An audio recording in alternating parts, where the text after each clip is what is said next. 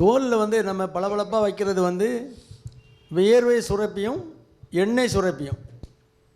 அதுக்கு என்ன வேணும்? இரத்த ஓட்டம் இருக்கணும். மைக்ரோ நியூட்ரியன்ட் அதுக்குரிய சப்ளையெல்லாம் சின்ன சின்ன கேப்பிலரிஸ்ங்கிற இரத்த குழாய்கள் மூலமாக அங்கே சப்ளை ஆகணும். ஆனால் இந்த குளிர்ந்த காற்று பட்டதை என்னது தோல் சுருங்கும் போது அந்த இரத்த குழாய் கேப்பிலரிஸ் எல்லாம் சுருங்கிடுது. அப்புறம் எண்ணெய் சுரப்பிக்கும் வேர்வை சுரப்பிக்கும் சப்ளை குறையுது. சப்ளை குறையும் போது எண்ணெய் ப்ரொடக்ஷன் வேர்வை ப்ரொடக்ஷன் எல்லாம் குறைஞ்சி போகுது. ஆட்டோமேட்டிக்காக ட்ரை ஆகுது. இவ்வளோதான். அங்கே ஒரு ஃபேக்ட்ரி அதுக்குரிய ரா மெட்டீரியல் உள்ளே போகலாம் என்னாகும்? எண்ட் ப்ராடக்ட் வராது. அங்கே சப்ளை போகலை. என்ன குளிர்ந்த காற்று படும்போது தோல் சுருங்கி போகும். அதனால் தோல் செய்ய வேண்டிய வேலை, தோலில் வந்து வேர்வை அதிகமாகி இனி வெயில் காலத்தில் ஆரம்பிக்கும்.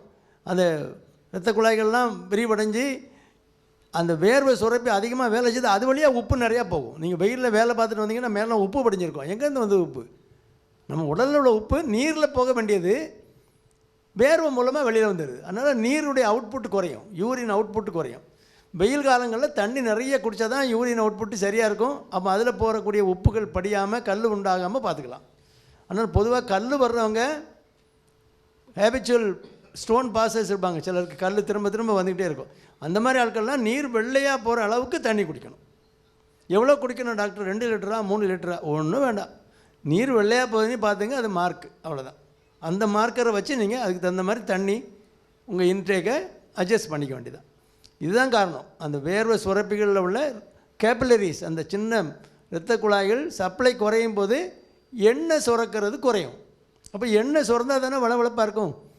அப்போ வயசு அதுவும் சர்க்கரை நோயாளிகளுக்கு ஏற்கனவே அங்கே இரத்த குழாய்கள் சுருங்கி போய் தான் இருக்கும். அப்போ அது இன்னும் பிரச்சனையாகும். அதனால் அந்த ட்ரைனஸ் வரும்போது ஊறல் இருக்கும், சுரிஞ்சிருவாங்க, அது புண்ணாயிரும். அதனால் என்ன பண்ணணும்? கொஞ்சம் ஆயில் போட்டுக்கணும். உள்ளங்காலில் போடக்கூடாது. உள்ளங்காலில் போட்டு வயசான காலத்தில் பேலன்ஸ் இல்லாமல் இருக்கும், உள்ளங்காலில் போட்டு வலிக்கிட்டுன்னா அது வேறு பெரிய பிரச்சனை ஆகிடும். அதை கொஞ்சம் கவனமாக இருக்கணும். மற்ற இடங்களில் நீங்கள் தேங்காய் போட்டாலே போதும். தேங்காய்க்கு சித்தெரும்பு வரும். தேங்காய் மணத்தில் வந்து சித்தெரும்பு கடிச்சிட்டு போயிடும். உங்களுக்கு ஒன்றுமே தெரியாது சக்கரை நோயாளிகளுக்கு. அதனால் அதுலேயும் கொஞ்சம் கவனமாக இருக்கணும். அது மாய்ஸ்சரைசிங் ஏஜென்சின்னு கடையில் கிடைக்கும். நீங்கள் அந்த பேசலின் பேஸ் உள்ளது அதை கொஞ்சம் போட்டு விட்டிங்கன்னா அது பாட்டில் கொஞ்சம் அந்த ட்ரைனஸ் போயிடும்.